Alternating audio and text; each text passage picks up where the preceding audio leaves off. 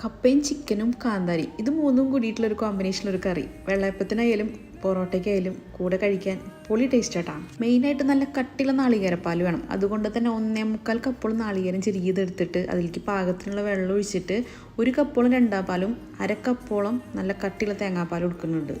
1/2 kilo ചിക്കനായിട്ട് നമ്മൾ എടുക്കുന്നത് അതിലേക്ക് ഒരു 12 കശുവണ്ടിപ്പരിപ്പ് നല്ല ചൂടുള്ള വെച്ചിട്ട് കുതിർക്കാൻ വെക്കണം ഒരു 10 മിനിറ്റ്. അതിനുശേഷം നമുക്ക് അരച്ചെടുക്കാം. അത് നാളികേരപ്പാൽ ഒഴിച്ചിട്ട് വേണം അരച്ചെടുക്കാൻ വേണ്ടിയിട്ട്. നേരത്തെ പറഞ്ഞ പോലെ 1/2 കപ്പോളം നല്ല 1-ാം പാല് കട്ടി തേങ്ങാപ്പാലും അതുപോലെ 1 കപ്പോളം നല്ല 2-ാം പാലും എടുത്ത് മാറ്റി വെച്ചിട്ടുണ്ട്. 10-15 മിനിറ്റോളം നമ്മൾ ചൂടുവെള്ളത്തിൽ കുതിർത്തിട്ടുള്ള അണ്ടിപ്പരിപ്പ് ഉണ്ടല്ലോ, കശുവണ്ടിപ്പരിപ്പ്, അത് 2 ടേബിൾ സ്പൂണ് നാളികേരപ്പാൽ ഒഴിച്ചിട്ട് ആദ്യം അരച്ചെടുക്കാം.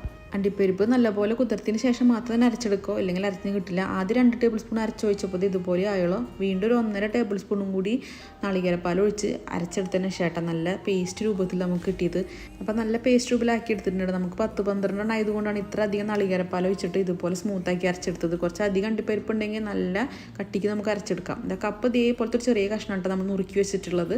അതുപോലെ തന്നെ ചിക്കൻ കഴുകി വൃത്തിയാക്കി വെച്ചിട്ടുണ്ട്. 1/2 കിലോ ചിക്കൻ്റെ കണക്കായിട്ട് നമ്മൾ എത്രത്തോളം നാളികേരത്തിൻ്റെ ആയാലും കശുവണ്ടിപ്പരിപ്പിൻ്റെ ആയാലും കപ്പയുടെ ആയാലും കണക്ക് പറഞ്ഞിട്ടുള്ളത്. ഇതെല്ലാം സെറ്റായിട്ടുണ്ട്. ഇനി നമുക്ക് കപ്പ ഒന്ന് ചൂടുവെള്ളത്തിലിട്ട് അതിൻ്റെ കട്ടൊന്ന് മാറ്റിക്കളയണം. ഇനി കുറച്ച് സാധനം ചതച്ചെടുക്കാണ്ട് ഒരു ചെറിയ കഷ്ണം ഇഞ്ചി, അതുപോലെ തന്നെ ഒരു 8-10 വെളുത്തുള്ളി, ഒരു 8-10 ചുവന്നുള്ളി, ഇതെല്ലാം കൂടി നല്ലപോലെ ചതയ്ക്കണം. അതിൻ്റെ കൂടെ തന്നെ അവിടെ മെയിനായിട്ടുള്ള കാന്താരി ഒരു 25 കാന്താരി എടുത്തിട്ടുണ്ട്.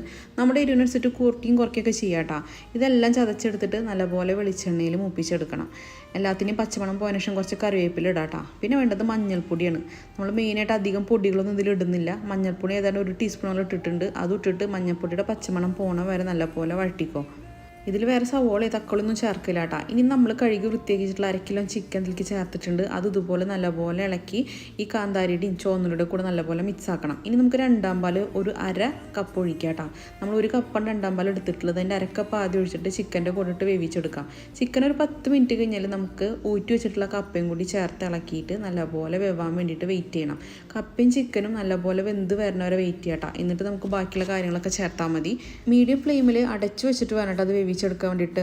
ഒരു 10-20 മിനിറ്റിൽ ഇനി വേണ്ടി വരും കപ്പയും അതുപോലെ തന്നെ ചിക്കനും വെന്ത് വരാൻ വേണ്ടിയിട്ട്. പാകത്തിലുള്ള ഉപ്പും ചേർക്കണം. അതുപോലെ തന്നെ മാറ്റി വെച്ചിട്ടുള്ള 1-ാം പാൽ അതും കൂടി ചേർത്തിളക്കി കുറച്ച് കുരുമുളകിൻ്റെ പൊടിയും ഗരം മസാലയും കൂടി ചേർക്കണം കേട്ടോ. ഈ സമയത്ത് നമ്മുടെ കപ്പയും വെന്തിട്ടുണ്ട്, ചിക്കനും വെന്തിട്ടുണ്ട്. അതുപോലെ തന്നെ 2-ാം പാൽ അതിൻ്റെ 1/2 കപ്പ് നമ്മൾ ചേർത്തിട്ടില്ല, വേണമെന്നുണ്ടെങ്കിൽ ചേർത്താൽ മതി. ഇനി അവസാനമായിട്ട് നമ്മൾ കശുവണ്ടിപ്പരിപ്പ് കുറേശ്ശായിട്ട് ചേർക്കട്ടെ. അതിൻ്റെ തിക്നെസ് അനുസരിച്ചിട്ട് ചേർത്താൽ മതി, മുഴുവൻ ചേർക്കണമെന്നില്ല. അതുപോലെ തന്നെ തേങ്ങാപ്പാലും ഞാൻ പറഞ്ഞ പോലെ 2-ാം പാൽ നമ്മൾ കുറച്ച് മാറ്റി വെച്ചിട്ടുണ്ട്, അതും ചേർത്തിട്ടില്ല. ഇനി ലാസ്റ്റായിട്ട് നമ്മൾ വെളിച്ചെണ്ണയിൽ കുറച്ച് കാന്താരിമുളകും കറിവേപ്പിലും കൂടി നല്ലപോലെ ഇളക്കി താളിച്ചൊഴിച്ച് കഴിഞ്ഞാൽ നല്ല മണാട്ടെ. സമയത്ത് മഞ്ഞൾപ്പൊടി ചേർക്കുന്ന സമയത്ത് തന്നെ വേണമെന്നുണ്ടെങ്കിൽ കുറച്ച് മുളക് പൊടി നിങ്ങൾക്ക് ചേർക്കാം. പക്ഷേ നമ്മുടെ ഈ ഒരു കറി എന്ന് പറയുന്നത് കുരുമുളകിൻ്റെയും അതുപോലെ തന്നെ തേങ്ങാപ്പാലിൻ്റെ അണ്ടിപ്പരിപ്പിൻ്റെയും ഈ കാന്താരിമുളകിൻ്റെ ഒക്കെ ഫ്ലേവർ നിൽക്കുന്ന ഒരു കറിയാട്ടാ. അപ്പത്തിൻ്റെ കൂടെയും പൊറാട്ടയുടെ കൂടെയും അടിപൊളി കോമ്പിനേഷനാണ്. ആലപ്പി ചിക്കൻ കറിയുടെ ഒക്കെ ഒരു ടേസ്റ്റ് വരുന്ന, പക്ഷേ കപ്പയുടെ ഒക്കെ ഫ്ലേവറുള്ള കാന്താരിയുടെ ഫ്ലേവറിൽ ഒരു അടിപൊളി നാടൻ കറി.